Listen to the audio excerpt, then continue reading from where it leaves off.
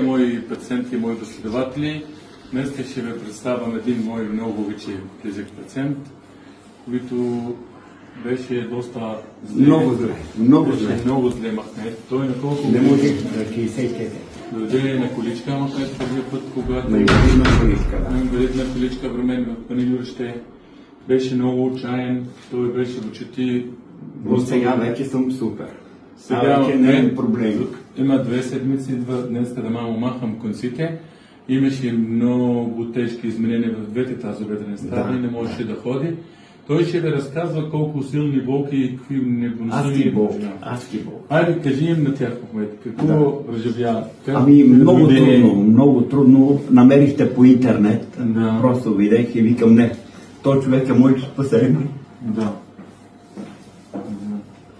И видях да се консултираме и много съм благодарен, просто не имам думи.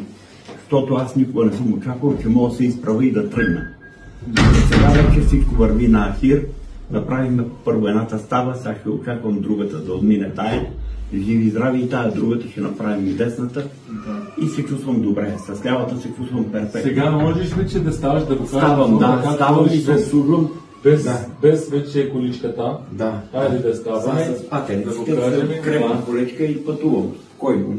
Така, браво. Но то си е малко. То е 2 седмици, как е операцията. Супер си, нали? Супер сравнение. Преди това е коренна разлика. Това просто не има думи. Да. Него Мохмед не можеше да ходи. Ето сега се движа, даже и по стълбите си слизам без проблем. Браво. Да. И той, аз се радвам много, защото вече има усмивка на лицето, вече много измъчен и сега вече добре си. Много се радвам, занимахме му едната тазобедрена става. Много хубава става, когато двойно подвижен сме му служили. Да ви дава Аллах листа и цвете, където ходите, да пеете и да сирите. Мерси много. Да си жив и здрав, Мохмед. Аллах да ви напътства. И аз съм насреща, винаги ще съм Аллах да ви отваря вратите. И няма да се таковаш. Жив, здрав, всичко ще наред. И другия крак ще направим. Ще направим, ще видите. И ще водиш добре. Дай Боже.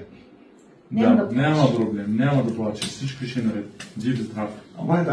Мерси много. И ти да си добра. Аз се радвам, ще бъдеш добре. Още благодаря. Сега ви не очаква. Искам аз скоро ще им покажем и на последователите, на пациентите, ти ще ходиш и без патър. Си обещавам. Да не кажем, че ще играем и хоро.